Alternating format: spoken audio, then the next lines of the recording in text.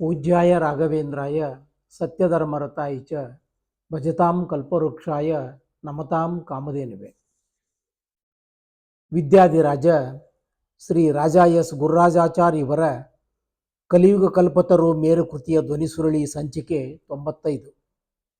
ಹಿಂದಿನ ಸಂಚಿಕೆಯಲ್ಲಿ ಗುರುಭಕ್ತಿ, ಜ್ಞಾನಯಜ್ಞ ಮತ್ತು ಶ್ರೀ ಗುರುರಾಜರ ಔದಾರ್ಯ ಎಂಬ ಶೀರ್ಷಿಕೆಗಳ ವಿವರ ಕೇಳಿದಿರಿ.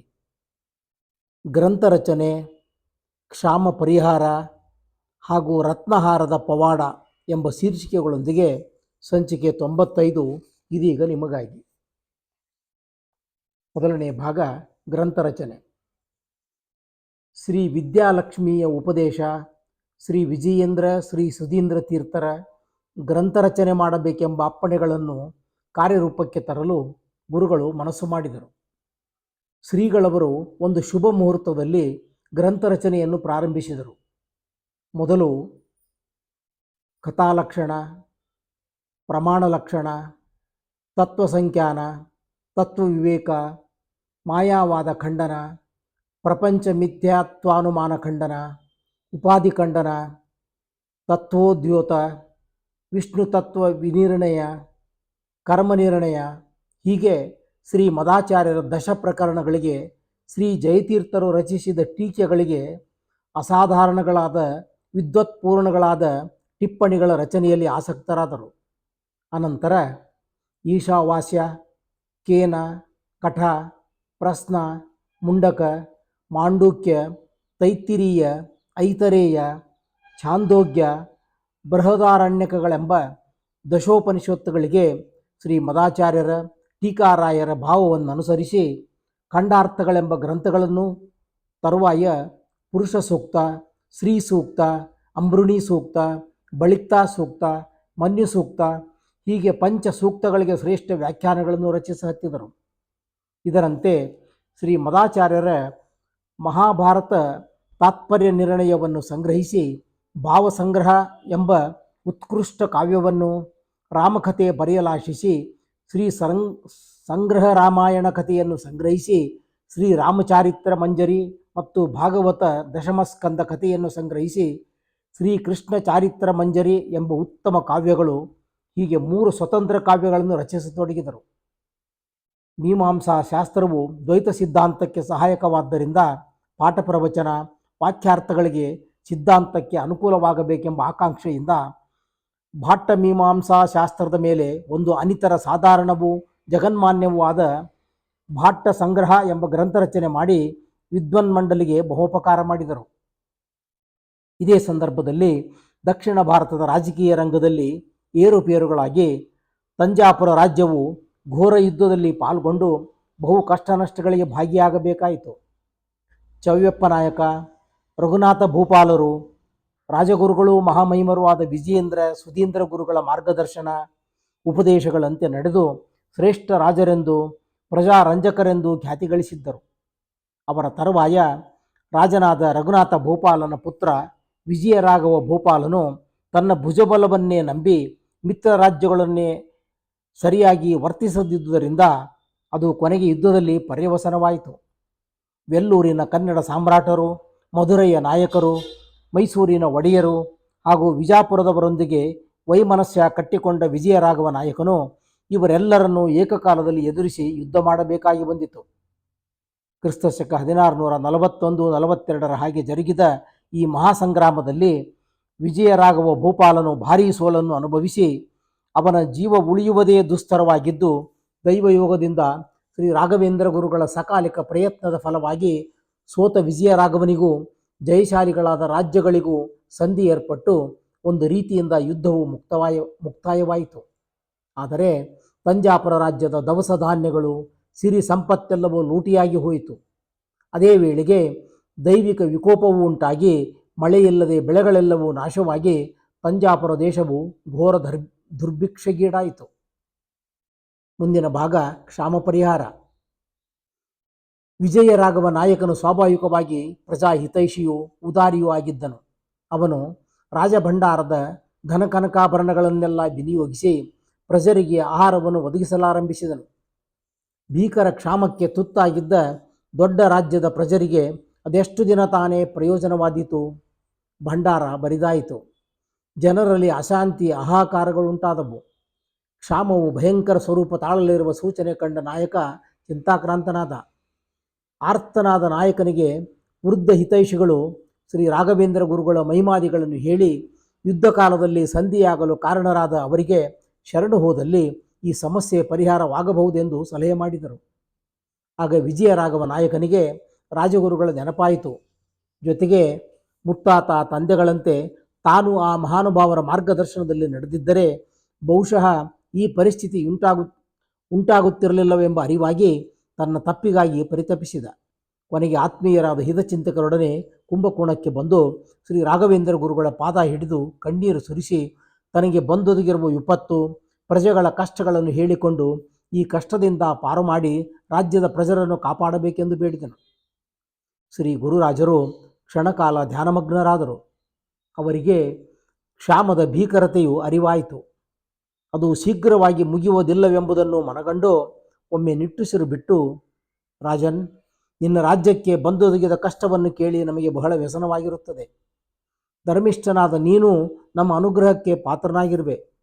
ಪ್ರಜರ ಕಷ್ಟವನ್ನು ಪರಿಹರಿಸುವುದು ನಮ್ಮೆಲ್ಲರ ಕರ್ತವ್ಯ. ಶ್ರೀ ಮೂಲರಾಮನ ದಯದಿಂದ ಸಮಸ್ಯೆ ಪರಿಹಾರವಾಗುವುದೆಂದು ನಮಗೆ ನಂಬಿಕೆ ಇದೆ. ನಾವು ತಂಜಾಪುರಕ್ಕೆ ಬಂದು ಪರಿಸ್ಥಿತಿಯನ್ನು ಪರಿಶೀಲಿಸಿ ಪರಿಹಾರೋಪಾಯವನ್ನು ಚಿಂತಿಸುತ್ತೇವೆ. ಫಲ ಈಶಾಧೀನ ಎಂದು ಆಶೀರ್ವದಿಸಿ ಕಳುಹಿಸಿದರು.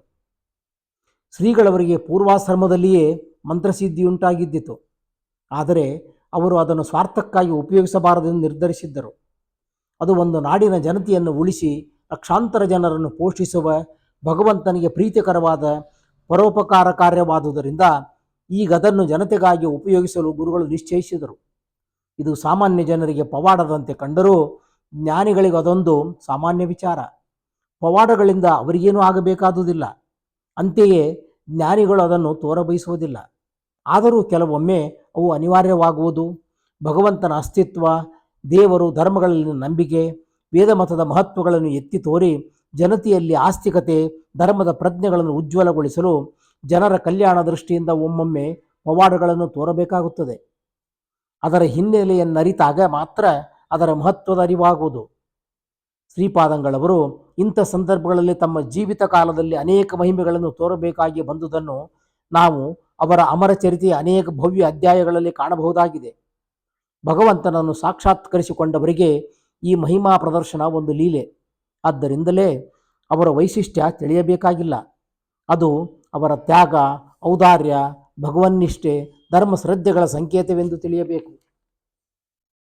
ಮರುದಿನ ಶ್ರೀಪಾದಂಗಳವರು ಮಹಾಸಂಸ್ಥಾನದಲ್ಲಿದ್ದ ಬೆಳ್ಳಿ, ಬಂಗಾರ, ನವರತ್ನಾಭರಣಾದಿಗಳು, ಅಪರಿಮಿತ ಧನ, ಸಂಗ್ರಹಿಸಿದ್ದ ಸಮಸ್ತ ದವಸ ಧಾನ್ಯಗಳನ್ನೆಲ್ಲ ಅನೇಕ ಬಂಡಿಗಳಲ್ಲಿ ತುಂಬಿಸಿಕೊಂಡು ಮಿತ ಪರಿವಾರದೊಡನೆ ತಂಜಾಪುರಕ್ಕೆ ದಯಮಾಡಿಸಿದರು.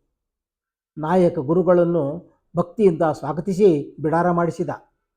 ರಾಘವೇಂದ್ರ ಗುರುಗಳು ತಾವು ತಂದಿದ್ದ ಬೆಳ್ಳಿ, ಬಂಗಾರ, ನವರತ್ನಾಭರಣಗಳು, ದವಸ ಧಾನ್ಯಗಳೆಲ್ಲವನ್ನು ವಿಜಯರಾಘವ ಭೂಪಾಲನಿಗೆ ಕೊಟ್ಟು, ಮಹಾರಾಜ, ಮೊದಲು ಇವುಗಳಿಂದ ಪ್ರಜೆಗಳಿಗೆ ಆಹಾರವನ್ನು ಒದಗಿಸುವ ವ್ಯವಸ್ಥೆ ಮಾಡು ಎಂದರು. ಶ್ರೀಯವರ ತ್ಯಾಗ, ಉದಾರ ಹೃದಯ, ಜನರ ಕ್ಷೇಮದಲ್ಲಿನ ಕಾತರತೆಯನ್ನು ಕಂಡು ಆಶ್ಚರ್ಯಾನಂದ ತುಂದಿಲನಾಗಿ, ಗುರುದೇವ, ಶ್ರೀಮಠದ ಸ್ವತ್ತನ್ನು ಹೇಗೆ ಸ್ವೀಕರಿಸಲಿ ಎನ್ನಲು ಶ್ರೀಗಳವರು, ರಾಜನ್, ಗುರುಪೀಠಗಳಿಗಿರುವುದು ಏತಕ್ಕಾಗಿ? ದೇಶದ ಜನರು ಕಷ್ಟದಲ್ಲಿರುವಾಗ ಅವರ ಉಪಯೋಗಕ್ಕೆ ಬಾರದ ಆಸ್ತಿಪಾಸ್ತಿಗಳಿಂದೇನು ಪ್ರಯೋಜನ? ಇವೆಲ್ಲವೂ ಗುರುಭಕ್ತರಾದ ಅನೇಕ ರಾಜಾದಿರಾಜರು, ನಿನ್ನ ಮುತ್ತಾತ, ತಾತ, ತಂದೆಗಳು ಸಮರ್ಪಿಸಿದ್ದು ಇವು ಪ್ರಜೆಗಳಿಗಾಗಿ ಸದುಪಯೋಗವಾಗುತ್ತಿದೆ ಎಂದು ನಮಗೆ ಹರ್ಷವಾಗುತ್ತಿದೆ. ಜನರು ಸಂತುಷ್ಟರಾದರೆ ಜನಾರ್ದನನು ಸಂತುಷ್ಟನಾಗುವನು. ಇದು ಶ್ರೀಹರಿ ಸೇವೆ ಎಂದೇ ನಾವು ಭಾವಿಸಿದ್ದೇವೆ. ಏನೂ ಯೋಚಿಸದೆ ಇವುಗಳಿಂದ ಬರುವ ಧನದಿಂದ ಸಮಸ್ತ ಪ್ರಜರಿಗೆ ಆಹಾರವನ್ನು ಒದಗಿಸು. ಇವು ಕೆಲ ವರ್ಷಗಳಿಗೆ ಸಾಕಾದೀತು. ಸದ್ಯ ನಾವು ತಂದಿರುವ ದವಸ ಧಾನ್ಯಗಳನ್ನು ಪ್ರಜರಿಗೆ ಹಂಚಿಸು. ಮುಂದೆ ಶ್ರೀಹರಿಯು ಇನ್ನೂ ಅನುಕೂಲವನ್ನು ಒದಗಿಸಿಕೊಟ್ಟಾನು ಎಂದು ಆಜ್ಞಾಪಿಸಿದರು. ನಾಯಕ ಗುರುಗಳ ಅಣತಿಯಂತೆ ಅವರಿತ್ತ ಸಂಪತ್ತು, ದವಸ ಧಾನ್ಯಗಳನ್ನು ಪ್ರಜರಿಗೆ ಉಪಯೋಗವಾಗುವಂತೆ ವ್ಯವಸ್ಥೆ ಮಾಡಿದನು. ಗುರುವರ್ಯರ ಈ ಉದಾರ ಸ್ವಭಾವ, ಲೋಕೋಪಕಾರ ದೀಕ್ಷೆ, ತ್ಯಾಗಗಳನ್ನರಿತ ಪ್ರಜರು ಅವರನ್ನು ತಮ್ಮ ಭಾಗದ ದೇವರೆಂದೇ ತಿಳಿದರು. ಮರುದಿನ ಗುರುಗಳು ನಾಯಕನ ಧಾನ್ಯಾಗಾರಕ್ಕೆ ಹೋಗಿ ಅಲ್ಲಿ ಒಂದು 5-6 ದಿನಗಳಿಗಾಗುವಷ್ಟು ಮಾತ್ರ ಧಾನ್ಯವಿರುವುದನ್ನು ಕಂಡು ಆ ಧಾನ್ಯಗಳ ಮೇಲೆಯೇ ಬೀಜಾಕ್ಷರಗಳನ್ನು ಬರೆದು 3 ದಿನ ಪರ್ಯಂತ ಅವಿಚ್ಛಿನ್ನವಾಗಿ ಉಪವಾಸದಿಂದ ಮಂತ್ರಗಳನ್ನು ಜಪಿಸುತ್ತಾ ಕುಳಿತು ಬಿಟ್ಟರು. ಸಾವಿರಾರು ಜನರು ಧಾನ್ಯಾಗಾರದ ಮುಂದೆ ಸೇರಿದರು. 4ನೇ ದಿನ ಸೂರ್ಯೋದಯವಾಗುತ್ತಿರುವಂತೆಯೇ ಧಾನ್ಯಾಗಾರದಲ್ಲಿ ಒಂದು ಅದ್ಭುತ ಪವಾಡವೇ ನಡೆದು ಹೋಯಿತು. ಬರಿದಾಗಿದ್ದ ಧಾನ್ಯಾಗಾರ ಧಾನ್ಯ ರಾಶಿಯಿಂದ ತುಂಬಿ ತುಳುಕ ಹತ್ತಿತು. ಈ ಅಚ್ಚರಿಯನ್ನು ಕಂಡ ನಾಯಕ ಮತ್ತು ಪ್ರಜಾಜನರು ಆನಂದ ಉತ್ಸಾಹಗಳಿಂದ ಜಯ ಜಯ ಶ್ರೀ ರಾಘವೇಂದ್ರ ಗುರುರಾಜ ಎಂದು ಹರ್ಷಧ್ವನಿ ಮಾಡಿದರು. ಶ್ರೀಯವರ ಭಕ್ತಿಗೆ ಪ್ರಸನ್ನಳಾದ ಶ್ರೀದೇವಿಯು ರಾಜನಲ್ಲಿ ಅನುಗ್ರಹೋನ್ಮುಖಳಾಗಿ ಧಾನ್ಯಾಗಾರವನ್ನು ಅಕ್ಷಯ ಧಾನ್ಯ ರಾಶಿಯಿಂದ ತುಂಬಿ ಕಾರುಣ್ಯ ಬೀರಿದಳು. ವಿಜಯ ರಾಘವನಾಯಕ ಆನಂದ ನಿರ್ಭರರಾಗಿ ಗುರುಗಳ ಪಾದಗಳನ್ನು ಹಿಡಿದು, ಮಹಾತ್ಮ, ನಿಮ್ಮ ಅನುಗ್ರಹದಿಂದ ನಾನು ನನ್ನ ಪ್ರಜೆಗಳು ಬದುಕಿದೆವು ಎಂದು ಉದ್ಗರಿಸಿದ. ಶ್ರೀಯವರು ನಕ್ಕು, ರಾಜನ್, ಇದರಲ್ಲಿ ನಮ್ಮ ಅನುಗ್ರಹವೇನಿಲ್ಲ, ಎಲ್ಲವೂ ಶ್ರೀ ಲಕ್ಷ್ಮೀರಮಣನ ಅನುಗ್ರಹವೆಂದು ತಿಳಿ. ಇದು ತಾತ್ಕಾಲಿಕ ಪರಿಹಾರ. ಚೋಳಮಂಡಲದಲ್ಲಿ ಕ್ಷಾಮ ಪರಿಹಾರವಾಗಿ ಶಾಶ್ವತವಾಗಿ ದೇಶವು ಸುಭಿಕ್ಷವಾಗಲು ಮಾಡಬೇಕಾದ ಕಾರ್ಯ ಬಹಳವಿದೆ. ನಾಳೆ ಅದನ್ನು ನಿನಗೆ ತಿಳಿಸುತ್ತೇವೆ ಎಂದು ಹೇಳಿ ಬಿಡಾರಕ್ಕೆ ತೆರಳಿದರು. ಶ್ರೀಯವರು ಹೋದಲ್ಲೆಲ್ಲ ಸಾವಿರಾರು ಜನರು ಅವರನ್ನು ಹಿಂಬಾಲಿಸಿ ತಮ್ಮ ಉದ್ಧಾರಕ ಗುರುಗಳೆಂದು ಸ್ವಾಮಿಗಳವರನ್ನು ಸ್ತುತಿಸಿ ಜಯಕಾರ ಮಾಡಹತ್ತಿದರು. ಪ್ರಜೆಗಳ ಸಂತೋಷವನ್ನು ಕಂಡು ಶ್ರೀಹರಿಯು ಪ್ರೀತನಾದನೆಂದು ಗುರುಗಳಿಗೂ ಆನಂದವಾಯಿತು. ತಮ್ಮ ಮೂಲಕವಾಗಿ ಸಮಸ್ತ ಪ್ರಜರಲ್ಲಿ ಕಾರುಣ್ಯ ತೋರಿದ ಶ್ರೀಹರಿವಾಯುಗಳನ್ನು ಸ್ತುತಿಸುತ್ತಾ ಗುರುವರ್ಯರು ಬಿಡಾರ ಸೇರಿ ಭಕ್ತಿಯಿಂದ ಶ್ರೀ ಮೂಲರಾಮಚಂದ್ರ ದೇವರ ಪೂಜಾರಾಧನೆ ಮಾಡಿ ಎಲ್ಲ ಫಲಗಳನ್ನು ಅವನಡಿಗೆ ಸಮರ್ಪಿಸಿ ಭಿಕ್ಷಾ ಸ್ವೀಕರಿಸಿ ವಿಶ್ರಾಂತಿ ಪಡೆದರು. ಮುಂದಿನ ಭಾಗ ರತ್ನಹಾರದ ಪವಾಡ. ಶ್ರೀ ರಾಘವೇಂದ್ರ ಗುರುಗಳ ಅಪ್ಪಣೆಯಂತೆ ನಾಯಕ ಕ್ಷಾಮ ನಿವಾರಣೆ ಸುಭಿಕ್ಷಗಳಿಗಾಗಿ ಅನೇಕ ಯಜ್ಞ ಯಾಗಾದಿಗಳನ್ನು ಏರ್ಪಡಿಸಿದನು.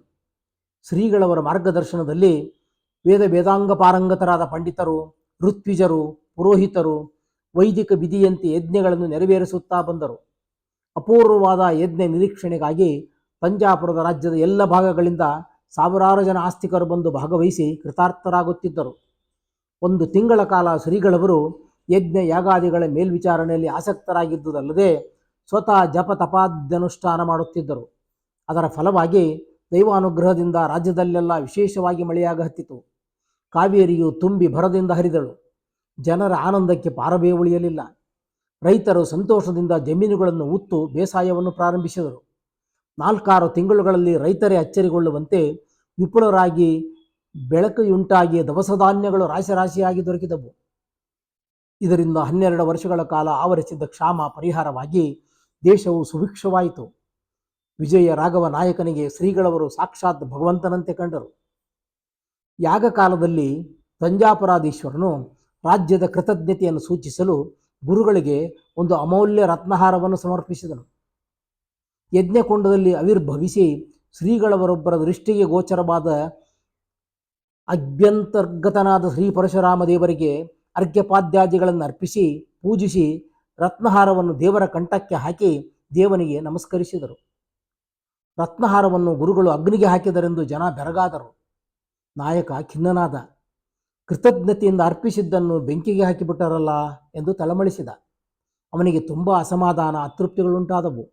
ಪಾಪ, 4-6 ವರ್ಷಗಳ ಹಿಂದೆ ಯುದ್ಧದಲ್ಲಿ ಪರಾಜಿತನಾಗಿ ಉಳಿಯುವುದೇ ಕಷ್ಟವಾಗಿದ್ದಾಗ ಯಾವ ಮಹನೀಯರು ಶಾಂತಿ ಸಂಧಾನವಾಗಲು ಪ್ರಯತ್ನಿಸಿ ತನ್ನನ್ನು ರಕ್ಷಿಸಿದ್ದರೋ, ಪ್ರಜೆಗಳ ಕಷ್ಟಕ್ಕಾಗಿ ಶ್ರೀಮಠದ ಸಿರಿ ಸಂಪತ್ತು ಧಾನ್ಯಗಳನ್ನು ಕೊಟ್ಟು ಕಾಪಾಡಿದರೋ, ಧಾನ್ಯಾಗಾರ ಧನಾಗಾರಗಳು ಅಕ್ಷಯವಾಗುವಂತೆ ಮಾಡಿದರೋ, ಈಗ ಹವನ ಹೋಮಾದಿಗಳಿಂದ ಮಳೆ ತರಿಸಿ ಕ್ಷಾಮ ಪರಿಹಾರವಾಗಿ ಸುಭಿಕ್ಷವೇರ್ಪಡುವಂತೆ ಅನುಗ್ರಹಿಸಿದ್ದಾರೋ, ಅವೆಲ್ಲವನ್ನೂ ಮರೆತುವಂಥ ಮಹಾನುಭಾವರ ಬಗ್ಗೆ ಕೇವಲ ರತ್ನಹಾರ ಅಗ್ನಿಗರ್ಪಿಸಿದರೆಂದು ನಾಯಕ ಸಿಡಿಮಿಡಿಗುಟ್ಟಿ ಅಸಮಾಧಾನ ತಾಳಿದ. ಇದೇ ಮಾನವರ ಸ್ವಭಾವ. ನಾಯಕನೂ ಅದಕ್ಕೆ ಹೊರತಾಗಲಿಲ್ಲ. ಶ್ರೀಗಳವರು ನಾಯಕನ ಮಾನಸಿಕ ತಳಮಳ ಅಸಮಾಧಾನಗಳನ್ನು ಕಂಡು ಅವನ ಅಜ್ಞಾನಕ್ಕಾಗಿ ಮರುಗಿ ಏನೂ ತಿಳಿಯದವರಂತೆ ಹಸನ್ಮುಖದಿಂದ ಕುಳಿತು ಪೂರ್ಣಾಹುತಿ ಸಮಾರಂಭಕ್ಕೆ ಸಿದ್ಧರಾದರು. ವಾದ್ಯ ವೈಭವ ವೇದಘೋಷಗಳಾಗುತ್ತಿರಲು ಪೂರ್ಣಾಹುತಿ ಸಮಾರಂಭ ಯಶಸ್ವಿಯಾಯಿತು. ಯಜ್ಞ ಸಫಲವಾಯಿತೆಂಬುದನ್ನು ಸೂಚಿಸಲು ಎಂಬಂತೆ ಆಳೆತ್ತರ ಜ್ವಾಲೆಗಳು ಪ್ರಜ್ವಲಿಸ ಹತ್ತಿದವು. ಅಗ್ನ್ಯಂತರ್ಗತ ಅಗ್ನಿಕುಂಡದಲ್ಲಿ ಮತ್ತೆ ಆವಿರ್ಭವಿಸಿ ಗುರುಗಳ ದೃಷ್ಟಿಗೋಚರರಾದರು. ಶ್ರೀ ರಾಘವೇಂದ್ರ ಸ್ವಾಮಿಗಳು ದೇವರನ್ನು ಭಕ್ತಿಭರದಿಂದ ಸ್ತುತಿಸಿ ತಂಜಾಪುರ ರಾಜ್ಯವನ್ನು ಜನತೆಯನ್ನು ಕ್ಷೇಮಾಭ್ಯುದಯಗಳಿಂದ ಕರುಣಿಸುವಂತೆ ಪ್ರಾರ್ಥಿಸಿ ಜ್ವಾಲೆಯಿಂದ ಧಗಧಗಿಸುತ್ತಿರುವ ಅಗ್ನಿಕುಂಡದಲ್ಲಿ ಕೈ ಹಾಕಿ ಶ್ರೀ ಪರಶುರಾಮದೇವರ ಕಂಠದಲ್ಲಿ ಶೋಭಿಸುತ್ತಿದ್ದ ರತ್ನಮಾಲಿಕೆಯನ್ನು ತೆಗೆದುಕೊಂಡರು.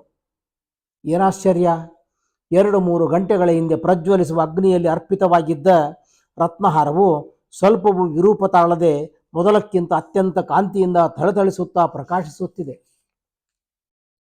ಶ್ರೀಪಾದಂಗಳವರು ನಸುನಗುತ್ತಾ, ಮಹಾರಾಜ, ಶ್ರೀಹರಿಯು ಸುಪ್ರಸನ್ನನಾಗಿ ನಿನಗೆ ಇದನ್ನು ವಿಜಯ ಸೂಚಕಾನುಗ್ರಹ ರೂಪಕವಾಗಿ ಕರುಣಿಸಿದ್ದಾನೆ. ನಿನಗೂ ನಿನ್ನ ರಾಜ್ಯದ ಸಮಸ್ತ ಪ್ರಜರಿಗೂ ಇನ್ನು ಮುಂದೆ ಯಾವ ಭಯವೂ ಇಲ್ಲ. ನಿಮ್ಮೆಲ್ಲರಿಗೂ ಮಂಗಳವಾಗುವುದು ಎಂದು ರತ್ನಹಾರವನ್ನು ನಾಯಕನಿಗೆ ಅನುಗ್ರಹಿಸಿದರು. ಸಹಸ್ರಾರು ಜನರು ತಮ್ಮ ಕಣ್ಣನ್ನು ತಾವೇ ನಂಬದಾದರು. ಇದೇನು ಅದ್ಭುತವೆಂದು ರಾಜ ಪರಮಾಶ್ಚರ್ಯ ಆನಂದ ಪರವಶನಾಗಿ ಕುಣಿದಾಡಿದ. ಸ್ವಾಮಿಗಳ ಮಹಿಮೆ ತಿಳಿದಿದ್ದರೂ ಒಂದು ಕ್ಷಣದಲ್ಲಿ ತಾನು ಅವರ ಕೃತಿಯನ್ನು ಅಪಾರ್ಥ ಮಾಡಿಕೊಂಡು ಅಸಮಾಧಾನಗೊಂಡು ಕೃತಜ್ಞನಂತೆ ಅಲ್ಪತನ ತೋರಿದನೆಲ್ಲ ಎಂದು ದುಃಖಿಸಿ ಶ್ರೀಯವರಲ್ಲಿ ಕ್ಷಮೆ ಬೇಡಿದ. ಜನರು ಶ್ರೀ ಗುರುಗಳು ತೋರಿದ ಈ ಮಹಾಮಹಿಮೆಯನ್ನು ಕಂಡು, ಆಹಾ, ಮಹಾನುಭಾವರು, ಮಹಾತ್ಮರು, ನಮ್ಮ ಉದ್ಧಾರಕ ಗುರುಗಳು ಎಂದು ಕೊಂಡಾಡಿ ಜಯಧ್ವನಿ ಮಾಡಿ ನಮಸ್ಕರಿಸಿದರು. ತಂಜಾಪುರದ ಕ್ಷಾಮ ಪರಿಹಾರ ಮಾಡಿ ಶ್ರೀ ಗುರು ಸಾರ್ವಭೌಮರು ಸರ್ವಜನವಂದ್ಯರಾಗಿ ಪ್ರಜಾನೀಕ ನಾಯಕರಿಂದ ಭಕ್ತಿಪೂರ್ವಕ ಬೀಳುಕೊಂಡು ಕುಂಭಕೋಣಕ್ಕೆ ದಯಮಾಡಿಸಿದರು. ಇಲ್ಲಿಗೆ ಸಂಚಿಕೆ 95 ಮುಕ್ತಾಯ. ತೀರ್ಥಕ್ಷೇತ್ರ ಯಾತ್ರೆ ದಿಗ್ವಿಜಯ ಎಂಬ ಶೀರ್ಷಿಕೆಯೊಂದಿಗೆ ಮುಂದಿನ ಸಂಚಿಕೆ ಆರಂಭ. ಶ್ರೀಕೃಷ್ಣಾರ್ಪಣಮಸ್ತು.